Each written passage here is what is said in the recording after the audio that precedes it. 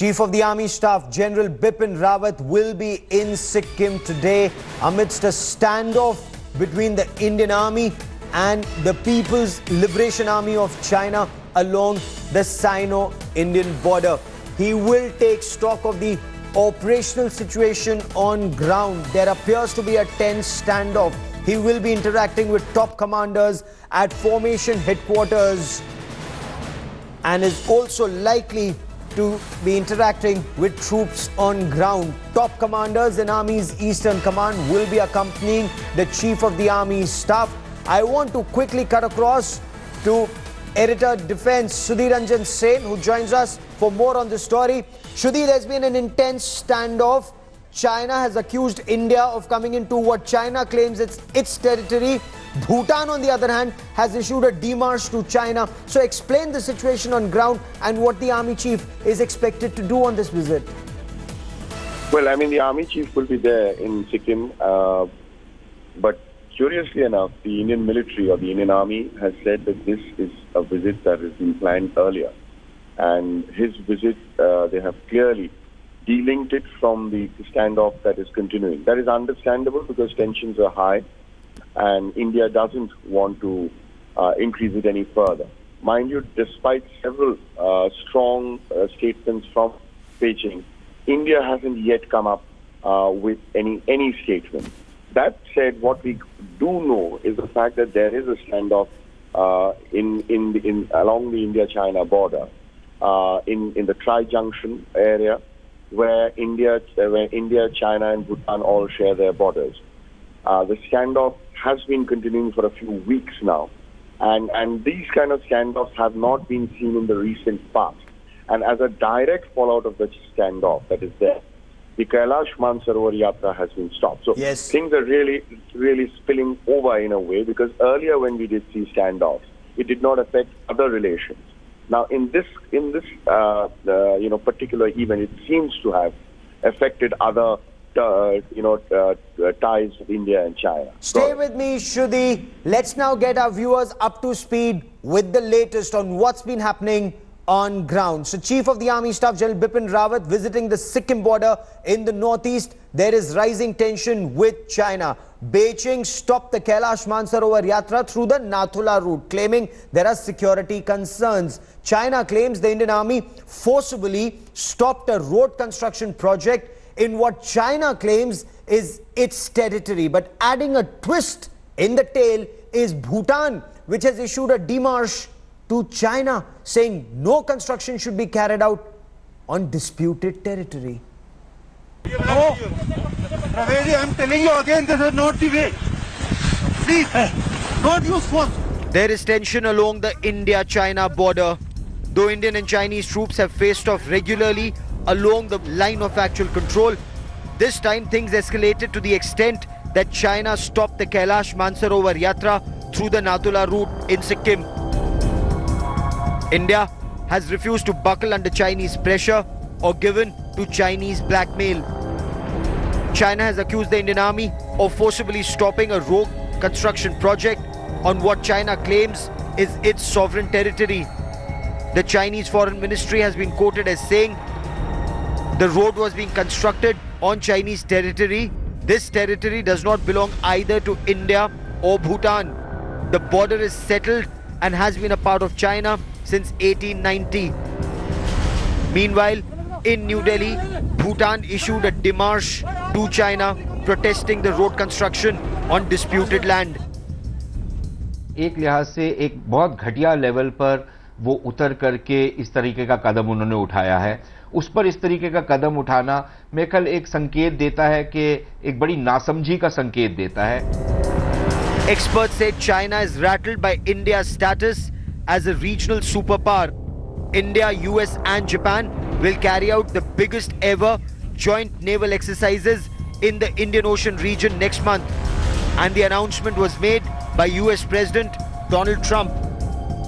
Our militaries are working every day to enhance cooperation between our military forces, and next month they will join together with the Japanese Navy to take part in the largest maritime exercise ever conducted in the vast Indian Ocean.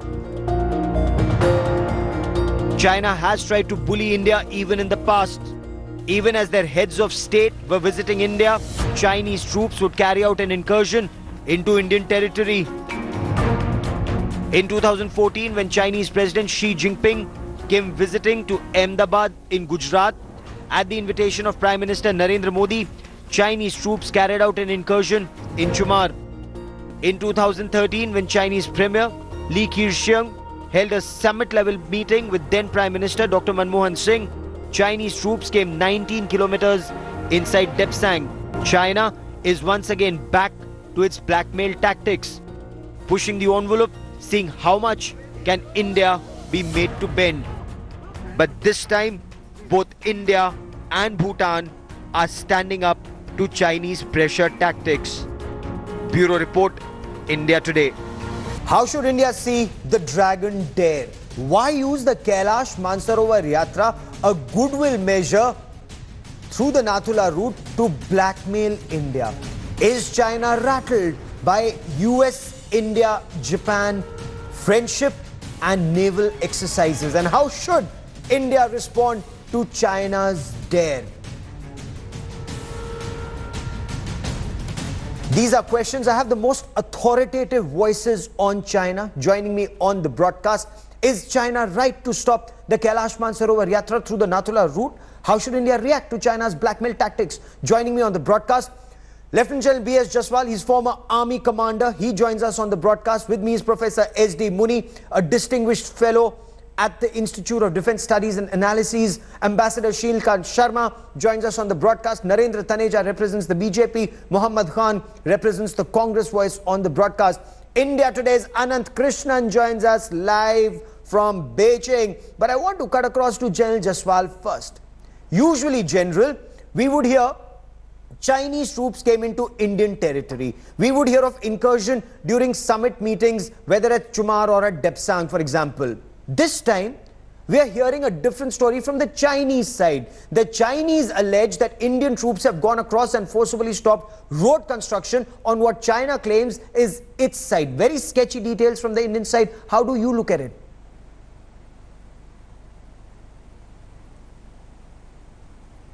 Firstly, the point of impact, which is Dokala, I've been there myself as a youngster.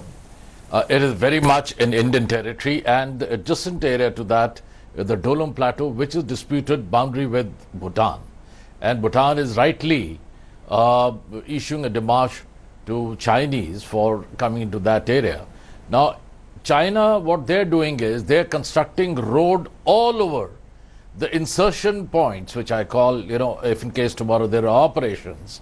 And all along, as a matter of fact, starting from Northern Command, I was even 4 Corps commander in the east at Tejpur. All along Arunachal also, they have got their roads right next to from where the operations would start. In this case also, Dokala is a pivot. You see, from there, at the base of Gemoshin, you go down to the Jal Dhaka and come down into the plains. So they want to start constructing everywhere. We haven't gone in their area. If you recall, a couple of years back in the Kerang Plateau, Finger area, they had blown up some of our bunkers, which they say were in their territory. They do it with impunity.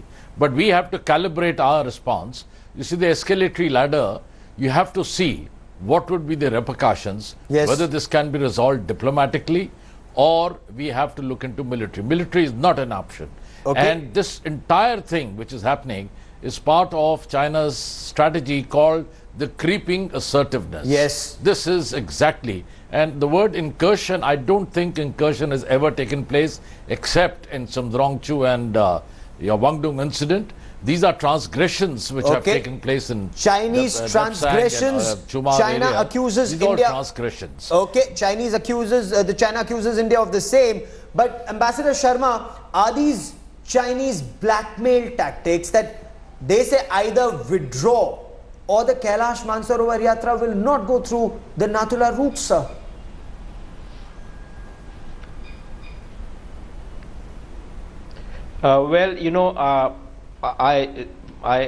I take into account what has been said about the facts. but please mind your language. I think you are using very strong words. The situation does not really warrant use of such strong words, blackmail and rattled and all that stuff. Let us look at the focus. Let us focus at the situation. There is a border problem between the troops, and then the Chinese have stopped the pilgrimage. Now, this is where the point to mention that Deng Xiaoping started it, in the 80s. This yatra was started at that time, and the Chinese have till then, for a long time, maintained that despite the problems on the border, let us continue relations in other areas in a normal way. Sir, we should mind our language. China does not even mind its actions. Chinese president advised Pakistan. Sir, also. I'd like to understand this from you. We should mind our language. China stops the yatra, and we should not consider that blackmail. I think we should at least start calling a spade a spade. That's what I'm telling you. No, that's what I'm telling you. That yatra was part of the whole policy in which, despite the unsettled border, the other things were normal. So this is for the first time they have stopped that yatra, which is actually winding down what was opening, which started in the 1980s. So this is the kind of concern that we have.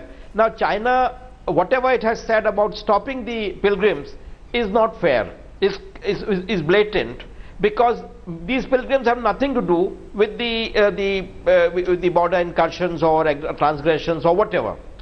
So they should not be punished for that. Now, I want to come to a larger question. When it comes to China's interest, it distinguishes between, like for instance, I'll connect now to a larger issue about the Indo-US joint statement. They are uneasy, they come out with a statement saying Pakistan should not be named. So Pakistani territories used should not be named, because in 2016 when Obama Sir, we'll come to Pakistan and America in just a bit. Ambassador, we'll come to America and Pakistan in just a moment. Ambassador, I'm on the restricted point. I'm on the restricted point on China stopping Kailash Mansarovar Yatra. Is that blackmail tactics or not? China says either you let us be the regional bully or we will stop your yatra. No, they are hitting us I don't an think it is blackmail. point. Professor Muni, No, this is very strong words. These are very strong words. They've taken strong actions. We hesitate even in calling a spade a spade.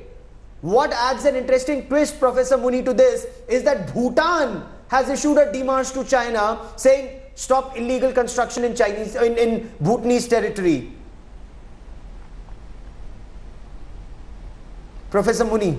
Now, this is to say the least unfair, because yatra, as everybody has said, has no connection at all with the incursions or the problems on the border which have taken place. You should look at this whole issue in the broader perspective. See, there are three issues involved. One is directly of India's own security in the Chumbi Valley area, in the Sikkim area, and the Chinese have been fortifying their positions. All right if they do it through their territory, but this time they are doing it through a territory which Bhutan claims to be its own. Yes. And mind it, Bhutan and India have a very close defense cooperation and understanding, and Bhutan, being a very small country, would obviously like India to back it up so far as its own concerns are there. So directly this is affecting India's security. Secondly, what message we will give if we just keep quiet to all the other South Asian countries of the Chinese pressure tactics, which are all around known very well.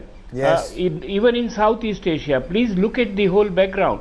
They started browbeating the Vietnamese, they started browbeating the Mongolians, they started browbeating the Singaporeans, the Myanmaris, and now comes the Bhutanese and countries in South Asia. Yes. Therefore, India has got to give a very clear message to China. This is not on. This is an issue which obviously cannot be and should not be settled through military, and it should be negotiated. Talks must take place. And the Chinese must respect Bhutan's sensitivities. Yes. In fact, long back they have been offering Bhutan swapping of the territories in which they wanted to keep possession over this territory. Unfortunately, Bhutan doesn't want that. Unfortunately, Bhutan did not let that happen. Now, why it is that if... Fortunately, Bhutan did not let that happen, though, then National Security Advisor that's why Shiv they have Shankar Menon, sent the demarche even before... Yes, visited that place. Professor Muni, I have to slip into a quick break at this stage, but we're at a very interesting point of this conversation. What China appears to be doing is inch by inch creeping forward, salami slicing of our territory. We may put it very politely, we may put it very bluntly, we may put it, but we must put it very frankly and let every Indian know what China is up to. I'll tell you more about China's bullying tactics. I quickly want to cut across to Beijing and bring in India Today's Anant Krishnan. Anant, China accused India of coming into its territory, but now Bhutan has issued a démarche to China saying desist from illegal road construction in its territory. Do not alter the situation on ground. How is China reacting to these latest developments? Well, Gaurav, I think there were two very important statements from China yesterday which are worth paying attention to. And the first is the correct point that you made about the Kailash Yatra. The Chinese Foreign Ministry saying India should withdraw its troops. Otherwise, well, the situation isn't right for the Yatra to go along. And everybody that we have spoken to, and I've even visited the entry point from the Chinese side in Yatra County, and I have to say that the site of the standoff is actually quite far removed from where the entry of the pilgrims takes place. So it's very difficult to see the connection, besides the fact that China is using this as plain leverage, which is a very troubling development and something that hasn't really happened before, as some of the other panelists mentioned. And beyond that, the other statement is, as far as China is concerned, it's Chinese territory, but it's also a fact that this area, which China calls Donglang, is a site of a dispute between China and Bhutan. And as far as India is concerned, this area is Bhutanese territory. And it seems very apparent that by building this road, China was perhaps testing the resolve of not just Bhutan but India as well, given that it's such a strategically important area, giving access to the Chumbi Valley as far as India is concerned. So India, as SD Modi has mentioned, perhaps had to send a strong message that it had to come to the aid of a neighbor that, quite frankly, can't stand up on its own to Chinese assertiveness. Okay, stay with me, Anand. Narendra Taneja, why this total radio silence on the subject from the government? China has issued, as Anand rightly pointed out, not one but two statements, including a threat through its state-run media, but not a word from the government. Had this happened during the Congress regime, the opposition would have demanded a series of answers from the government. There is no radio silence. You know, the government is working. Wait for some time. The official spokesman of MEA is going to speak on the issue. But look, we know that that area is Bhutanese territory, and the military posts, army posts, you know, closer to the area has been there. Indian army posts have been there forever. So where is the Chinese? They have their own. We know a section of PLA is very provocative when it comes to the India-China border and also Bhutan-China. But we know that. And at the same time, we also know a section of the Chinese Communist Party is very provocative. They have a very different view when it comes to China, when it comes to India, and when it comes to Bhutan. So I think we have to we know that at the same time, China is very uneasy over the growing stature of India, growing ties of India with countries like Japan, Australia, Singapore, other ASEAN countries, and most particularly the United States. We know that. So China probably is reacting, or maybe the section of PLA is reacting in its own way. So it's very important for us to study the situation very carefully and then react, you know, accordingly. Let's keep one thing in mind. We can use Gaurav, just a second. Gaurav, let me complete. Gaurav, let me complete. Gaurav, you see, we can use strong language, strong emotion when it comes to Pakistan. But let's keep in mind, China is a different kind of country, and we have to deal with China the way we have been dealing with China so far, irrespective of who has been in power in New Delhi, Congress or BJP. Okay. Mohammad Khan, during the Depsang incursion, then External Affairs Minister Salman Khurshid described it as acne on the face of a very beautiful relationship.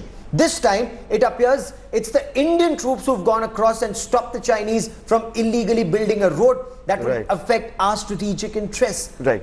How would the Congress look at it? Gaurav, I'll make three very quick points. And I want to take off from where Mr. Mani started. He's absolutely right. And we discussed this on the debate day before yesterday. China has this imperialist, expansionist mindset, right, which seems to be out of place in the 21st century. We saw it, again, this was the subject of discussion day before yesterday when we were talking about the Senkaku and the Diaoyu Islands, uninhabited islands in the South China Sea. Japan claims them, China claims them, right? But China actually starts patrolling them. Why? America has to intervene in 2014 and 15. That shows you that China is not thinking along the lines of other countries. Number two, look, China does not see India as an ally. China sees India as a problem to be managed, which is why they go out of their way. They are petty, almost petty in their attempts to prevent us from becoming a member of the NSG, right? Yeah. They don't have to do that. They provoke us. The statement that one of your panelists referred to, right? Why did they have to intervene and say, why was Pakistan named? Sir, you don't bear the brunt of their terrorism. We do. And this is none of your business, frankly. It's something you shouldn't be speaking about. So I think that China is something that the government should look at very strongly. Thirdly, look, there was this American general, Gaurav, who said once that we keep a strong army so that our diplomats may negotiate from a position of strength. Yep. I call upon this government and Taneja Sahab. You remember, I think it was very fair of you to point out that when the same type of incident happened during our tenure, they were at the forefront of calling us shrill political names and, you know, very unstatesmanlike behavior on their part. We would, to Taneja Sahab's distress, I will not resort to that behavior, but I will say this. We need to see China as a problem to be managed. China sees our growth as a threat. Heartening to see our political parties on the same page, but what gives India the confidence of the measures India is taking?